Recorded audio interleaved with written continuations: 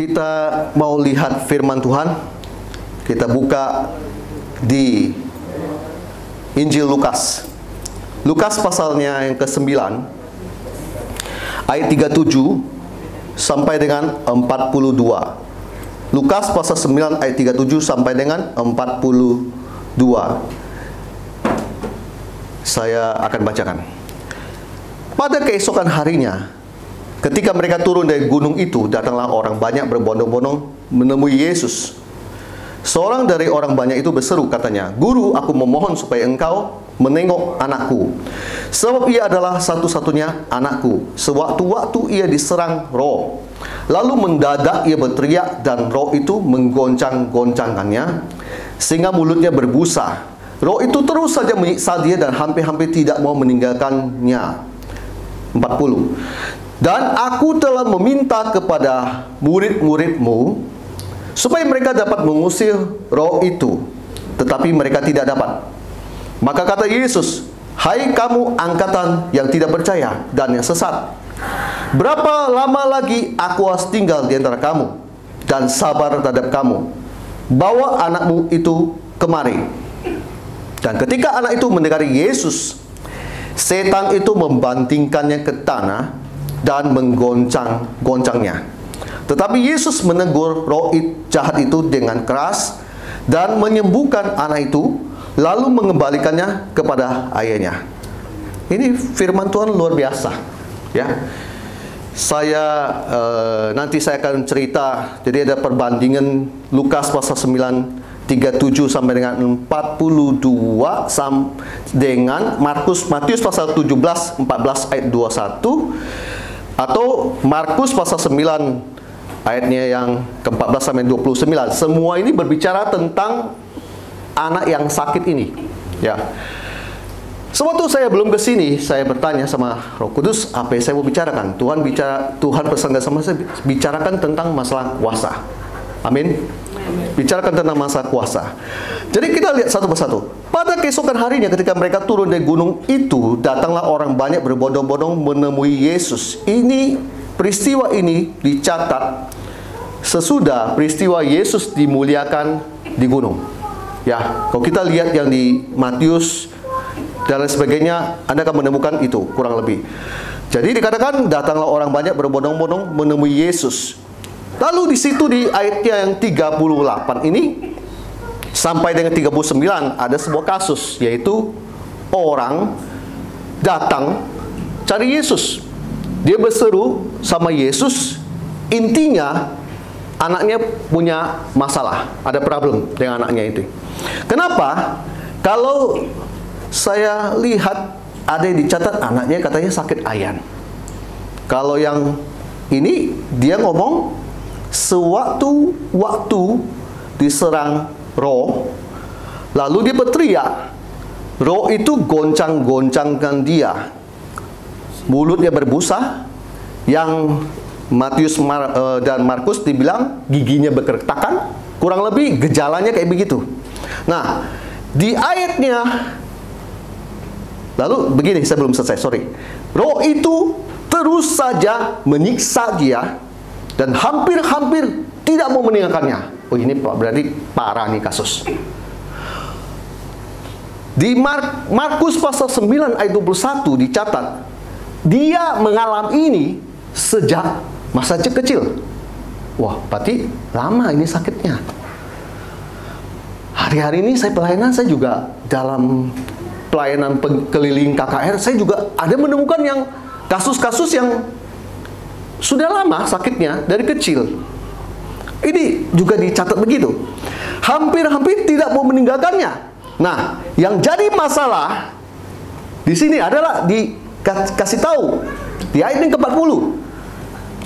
Dan aku, maksudnya bapak ini ngomong, sudah minta sama murid-muridmu. Nah, kalau saya, ya maaf dengan tafsiran saya, dia udah minta sama murid-muridnya. Sedangkan kan waktu itu Petrus, Yohanes, ada di tempat lain mungkin murid-murid yang lain lah, gitu kan.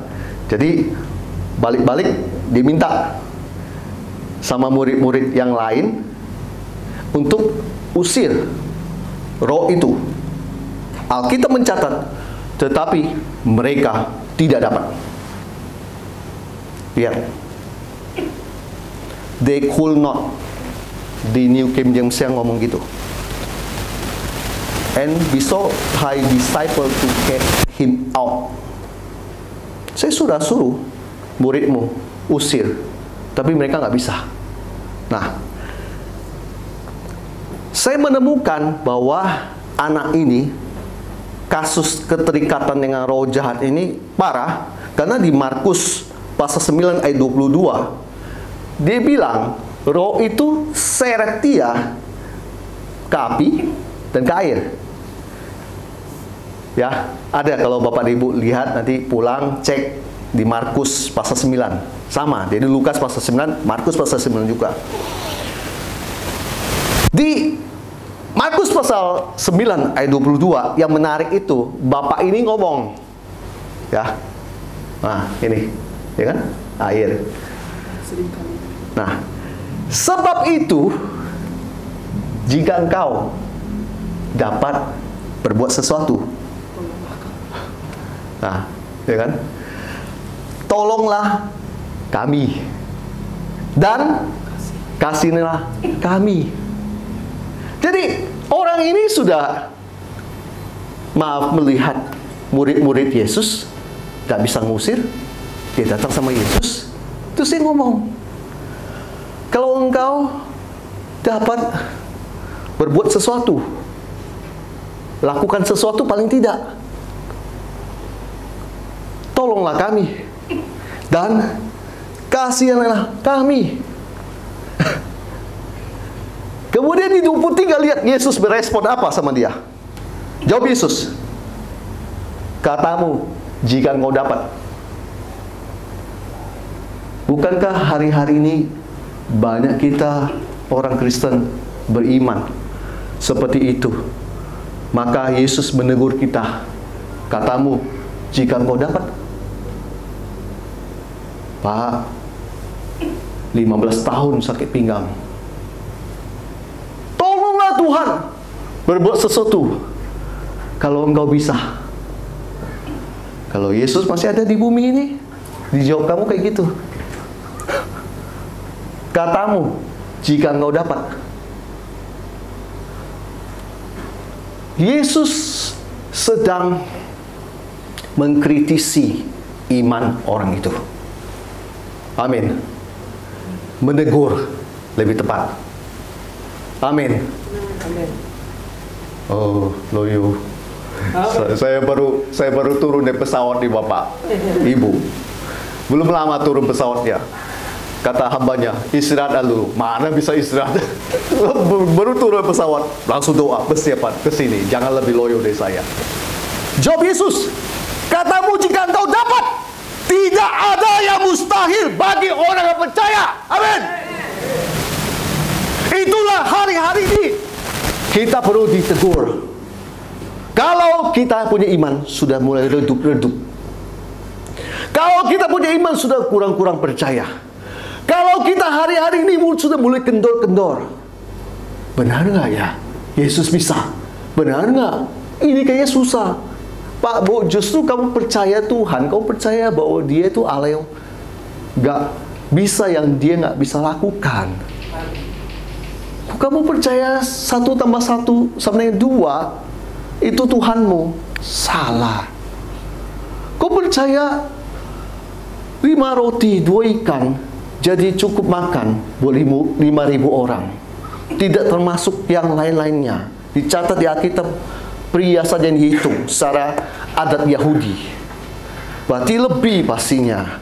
Kau percaya Tuhan yang bahwa Dia itu sanggup mengubahkan segala sesuatu yang mungkin Anda hari ini Anda pikir susah, sulit, tapi Dia bisa mengadakannya buat Anda.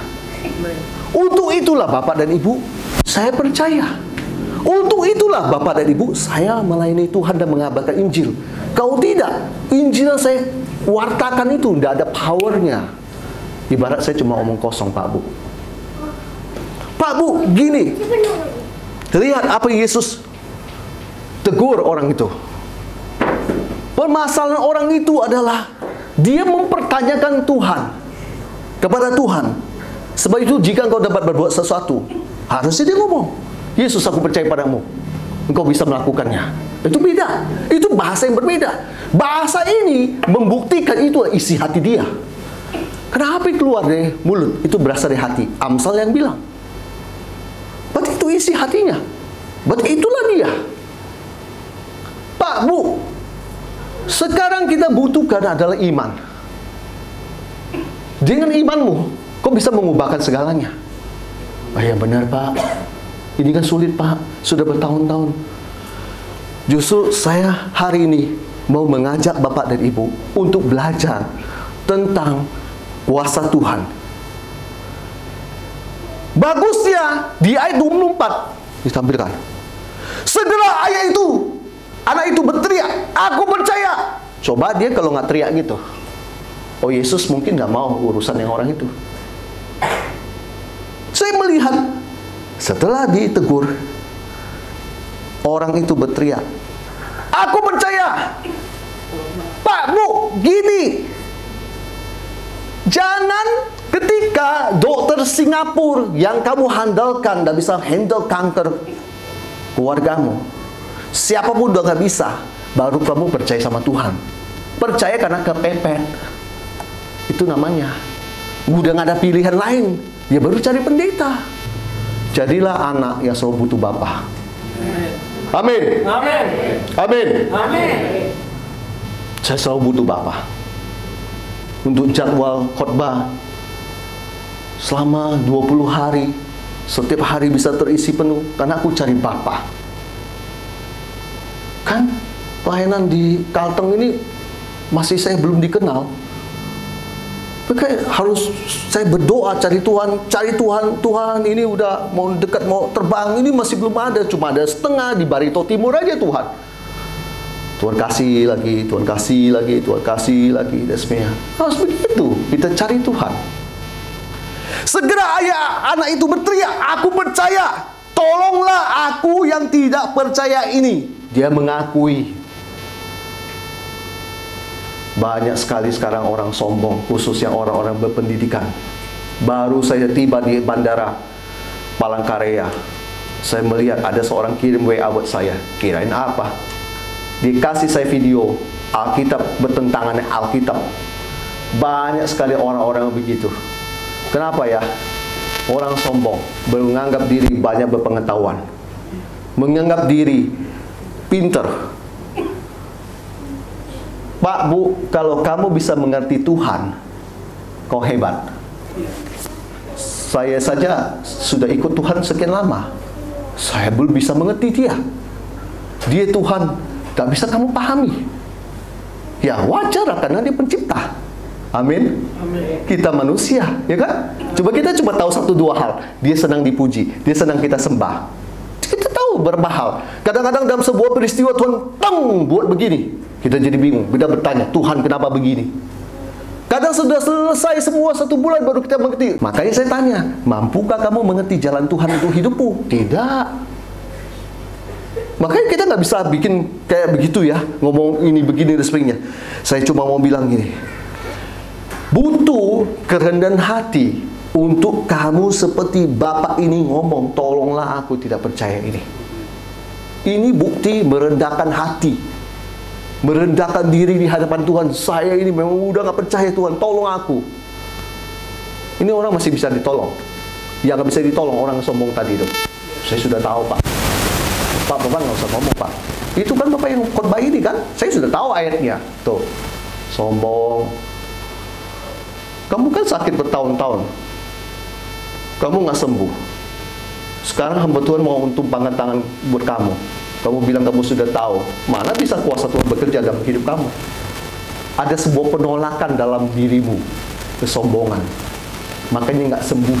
Saya juga tidak mau doakan orang begitu. Sebelum kita udah tahu kita mau gimana, kita sudah lihat ada penolakan. Bapak ini mau terima Tuhan punya mujizat, dia harus merubah hidup dia dulu. Apa? Merendahkan hati. Tuhan tegur kan? Merendahkan hati. Saya suka kayak gini. Ini sikap luar biasa. Kita mau contoh apa, Bapak dan Ibu? Amin.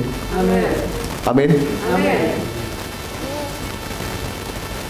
Kita lihat di Lukas pasal 9. Balik ke Lukas. Lukas pasal 9 ayatnya yang ke-41. Lihat Yesus ngomong apa. Hai kamu, angkatan yang tidak percaya dan yang sesat. Kalau di Inggrisnya New King James, faithless and perverse. Faithless, tidak punya iman. Perverse, jahat. Kok bilangnya gitu ya? Nggak ngerti. Tapi Yesus yang ngomong. Coba kalau nggak percaya, coba cek di King James ngomongnya apa. Berapa lama lagi aku harus tinggal di antara kamu dan sabar terhadap kamu? Yesus keras. Bawa anakmu itu kemari. Jadi Yesus tegur, bilang angkatan yang tidak percaya, tidak punya iman alias, dan yang sesat, dia bilang jahat. Berapa lama lagi aku harus tinggal di antara kamu dan sabar terhadap kamu? Bawalah anakmu itu kemari. Lihat, kita perhatikan di Markus pasal 9 ayat 25. Sorry, saya loncat agak sedikit situ ya. Jadi biar Bapak dan Ibu tangkap semua cerita yang ada. 25. Ya, kita lihat Markus 9 ayat 25. Satu lagi, di domba. Hai kau roh yang menyebabkan orang menjadi bisu dan tuli. Yesus jadi ngusir. Aku memerintahkan engkau keluarlah daripada anak ini dan jangan memasukinya lagi ya. Lucu ya. Kok Yesus usir roh? Nah, kalau saya lihat di Lukas pasal 9 ayat 42 dikatakan di sini Jesus rebuke.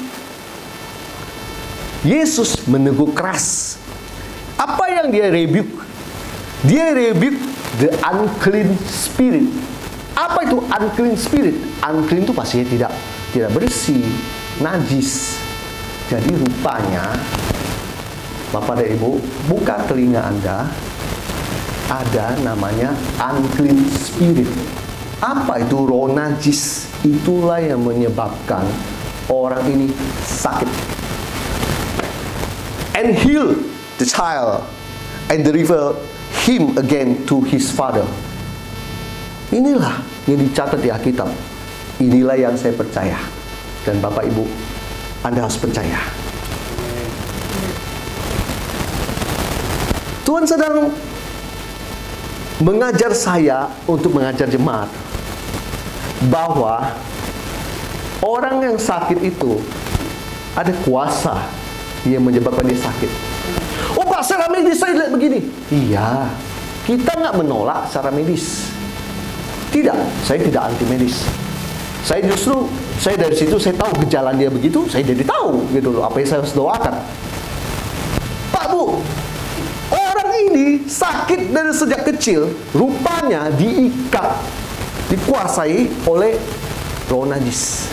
Hari-hari ini Tuhan sedang mau umatnya mengalami kebangunan. Dalam hal apa? Keuanganmu. Dalam hal apa? Kesembuhan dan hidupmu. Dalam hal apa? Masa depanmu. Amin. Dalam hal apa lagi? Mungkin persahabatan, keluarga yang hancur, mungkin akibat warisan atau apa, bertengkar atau apa. Saya nggak tahu. Tuhan mau menyatakan kuasanya. Tapi Tuhan pertama-tama minta Anda yang harus datang sama Tuhan. Seperti orang tadi, tolonglah aku yang tidak percaya ini. Butuh sebuah pengakuan bahwa Yesus, Kau yang bisa sembuhkan aku, Kau yang bisa tolong aku. Jadi itu sebuah sikap yang membuat kuasa Tuhan mau bekerja. Hari-hari ini saya lihat banyak orang sombong, banyak orang sok tahu. Ya seperti tadi, saya baru mendarat di bandara. Saya lihat buka HP, orang yang dikirim begitu. Saya abaikan aja. Saya mau ngomong begini, Pak Bu. Kalau kamu sudah kemana-mana, di mana-mana nggak bisa tolong kamu, kamu baru sadar bahwa hanya Yesus yang bisa tolong kamu. Jangan sampai itu terjadi. Dan kita mau selalu, belum terjadi aja sudah sering ketemu Tuhan. Datang cari Tuhan, datang cari Tuhan, datang cari Tuhan, datang cari Tuhan. Ke gereja nggak usah orang suruh. Ke gereja karena kita haus sama Tuhan. Kita rindu, kita mau dengar apa kira-kira Tuhan mau sampaikan. Sabtu KKR, aduh, tidak ada yang mau datang, susah atau apa, saya sibuk, saya apa. Belum tentu. Di situ mungkin kamu datang, kau dapat pesan Tuhan yang mengubah hidup kamu. Kau lebih memilih tiduran di rumah. Tiduran itu adalah setahun 365 hari. Kau bisa tidur kapan saja. Tapi untuk pesan dari Tuhan, belum tentu kau bisa dapat yang sama. Amin. Bapak Ibu paham maksud saya? Saya waktu masih muda, saya itu aktif mencari Tuhan. Saya rindu mendapatkan kegerakan Tuhan yang baru. Saya orangnya bosanan, saya suka bosan. Kalau hari ini saya lihat baju yang saya beli ini, Bapak dan Ibu nggak tahan lama, saya akan lihat yang lain lagi. Saya orang bosanan. Bagusnya saya kalau sama istri saya nggak bosan. Iya, bagusnya. Karena saya termasuk bosanan. Kau lihat itu.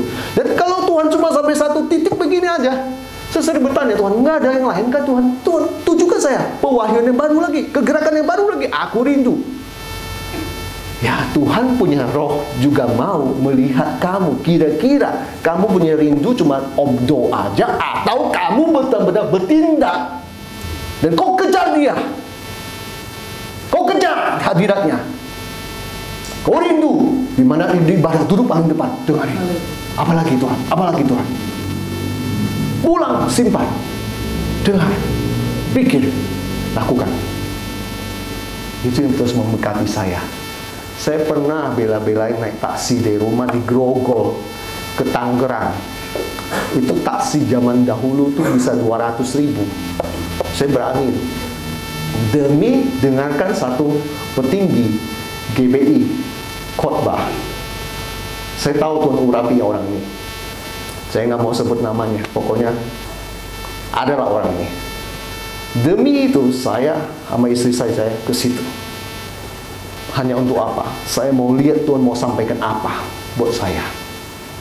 Saya orang yang sangat haus. Kau haus, kau dapat. Firman Tuhan toh, kau dapat. Kau dapat apa yang kau cari. Bapak dan Ibu, pertama saja udah bilang, kau mau kau rindu dapat kuasa Tuhan, kau redakan hatimu, kau buka hati sama Tuhan. Tuhan, apa yang kau mau nyatakan padaku? Tuhan, aku rindu dipulihkan bagian ekonomi ini. Sering jatuh, pinjam lagi. Tuhan akan ubahkan. Sakit terus. Tuhan bilang, Tuhan, aku akan pulihkan kamu. Yang kedua, gini. Iman adalah penyambung kamu dengan sebuah mujizat yang kamu akan dapat. Kalau kamu nggak punya iman, firman hanya firman. Kau butuh percaya dan beriman. Kau akan dapat. Pak, tapi faktanya, saya sudah bilang sama Bapak Ibu, fakta itu memang ada, tetapi imanmu bisa merubah fakta itu. Pak, yang benar Pak. Fakta, langit gelap. Semua bilang hujan. Sangat tidak mungkin matahari akan keluar seberkas cahaya di tengah-tengah kegelapan itu. Saya bilang, dalam nama Yesus, menyingkir semua awan gelap. Disaksikan orang Muslim karyawan saya. Kau lihat itu dalam nama Yesus. Angin bertiup, awannya dibim. Kok bisa ya? Ya bisa lah. Yesus, bukan saya. Amin. Yesus. Fakta berbicara akan hujan, tanah awan gelap, sudah mulai rintik-rintik. Ya siapa yang bukan nggak tahu? Fakta fakta orang sakit kanker tulang. Saya ingat Bapak dari Salatiga. Fakta waktu saya pelayanan KKR di sebuah gereja GPDI Kopeng. Siapa yang mau didoakan maju ke depan? Bapak-bapak supir, saya nggak tahu. Ada sakit apa Pak? Kaki nih Pak. Ya, saya pegang-pegang aja udah dengan iman saya. Sembuh, sembuh. Semua orang liatin, sembuh nggak tuh, sembuh nggak tuh. Ini saya pegang-pegang kaki. Habis pegang ya saya nggak tahu lagi, urusan saya, urusan Tuhan loh. Ngapain kita pusing? Selesai itu Bapak itu bersaksi. Karena Bapak itu disembuhkan, dokter nggak bisa sembuhkan dia. Itu penyakit aneh. Kakinya itu suka panas dingin, panas dingin, panas dingin. Dia bilang, apa ini penyakit? Dokter aja nggak bisa melihat itu sakit apa. Saya cuma ada iman, saya doakan supaya sembuh. Punya saya harapan adalah Tuhan Yesus sembuhkan kamu, bukan saya nggak bisa berbuat apa-apa. Lalu kesembuhan itu terjadi, dia berhenti kasar sama istri. Karena dia sudah mau menceraikan istrinya. Supir truk kasar kan? Walaupun di Jawa Tengah, Salatiga, ya banyak kasus-kasus kurang lebih yang mirip begitu. Karena dia Tuhan sembuhkan, karena dia Tuhan pulihkan keluarganya, anaknya yang nggak bener aja dia tegur, ke gereja kamu. Nah, enak kan udah begini, enak sekali masuknya kayak gitu. Bapaknya Tuhan pulihkan, anaknya pasti Tuhan tangkap. Saya melihat itu kuasa Tuhan. Nah, saya mau cerita lagi, Salatiga kan tadi. Saya waktu bilang mau pelayanan ke Salatiga, kami masih muda, on fire, semua on fire, belum ada pengalaman apa semua, cuma niatnya on fire bertuhan, ya kan? Kita bilang, kita mau pelayanan Salatiga, Kopeng, ya kan? Pelayanan pertama sudah dilakukan, pelayanan kedua. Pelayanan pertama itu kita bisa masuk ke pelayanan situ dan diterima oleh gereja situ karena kita banyak memberikan sumbangan, sembako apa, pokoknya sumbangan lah. Terus tiba-tiba saya pasang statement, saya bilang, mentor saya bilang kepada saya, pelayanan jangan pakai sembako, pelayanan datang dengan firman aja. Wah, langsung berespon semua menolak. Ini saya cerita apa adanya. Ini bagian perjalanan hidup saya. Saya bukan mau cerita bahas yang soal itu, tapi saya cuma mau cerita kuasa Tuhan. Lalu kami berdoa. Hamba Tuhan A bilang nggak bisa, giring kepala. 2, nggak bisa tolong kamu lagi. Hamba Tuhan yang ketiga mau coba tolong, tapi dia bingung. Ini gimana caranya? Lalu dia pusing gitu kan. Sempat dia satu kali dia emosi sama saya. Karena apa? Stres. Kamu punya cara begini gimana bisa? Lihat mujizat. Lalu istri saya berdoa suatu hari dia nama sama mirip dengan gerejanya Pastor Hengkiso, Eklesia. Jadi berdasarkan dari nama Eklesia, mulai kami bilang, coba cari ada nggak Eklesia di mana itu? Eklesia mana yang dimaksud? Ini Salatiga, banyak eklesia. Kopeng juga. Kan itu kayak mencari jarum, tumpukan jerami. Susah, gak mungkin. Tapi sudah Tuhan kasih tahu, eklesia nama dia. Suatu saat ketemu satu hamba Tuhan. Singkat cerita, berangkat ke Salatiga. Khotbah saya. Apa nama gereja ini? Eklesia. Hamba Tuhan yang tadi itu bilang, saya nggak pernah mengerti mujizat yang kayak begini. Yang udah stres itu, saya nggak pernah mengerti. Aneh ini. Kalau Tuhan bisa kita pahami, hebat, makanya saya bilang. Tuhan nggak bisa kita pahami, Pak Bu. Amin. Kalau Tuhan bilang, aku akan sembuhkan kamu. 15 tahun nih Tuhan. Gimana caranya Tuhan? Gak usah mikir. Iman. Percaya. Kau terima. Kesannya gampang Pak. Ya saya juga masih sampai hari ini belajar Pak Bu dengan semua itu. Benar, saya sampai hari ini belajar. Walaupun bapak dan ibu kalau ada lihat semua video-video pelayanan saya, ini HIV Tuhan sembuhkan, kaki panjang pendek Tuhan bikin langsung panjang. Ini orang sakit kanker tulang belakang Tuhan sembuhkan. Ini orang sakit leukemia di rumah sakit Pandai Indah Kapuk Pik Tuhan sembuhkan. Semua juga orang bingung. Saya juga nggak mengerti. Kalau buat saya, Tuhan yang diagungkan. Ngapain saya mengerti? Paham maksud saya ya? Artinya bukan saya pelakunya, Tuhan. Tuhan. Pak, Bu, minta pemain keyboard maju ke depan.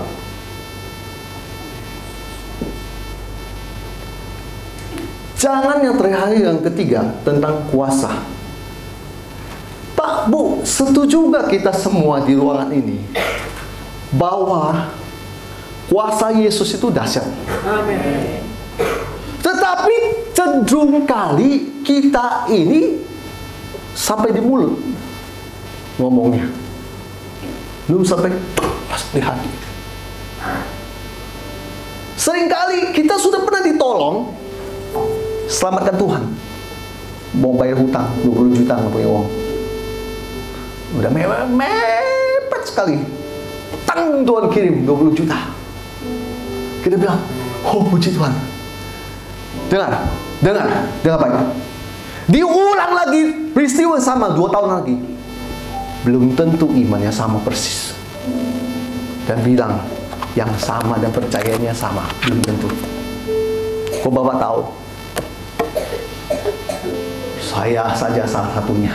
Saya nggak mau bohong. Belum tentu. Baguslah kalau 2 tahun kemudian imannya tetap stabil, bahwa dia berkuasa. Kalau aku belum disembuhkan, aku tetap finally percaya kau berkuasa, dan aku akan terima apa yang ku minta selama ini, sembuh.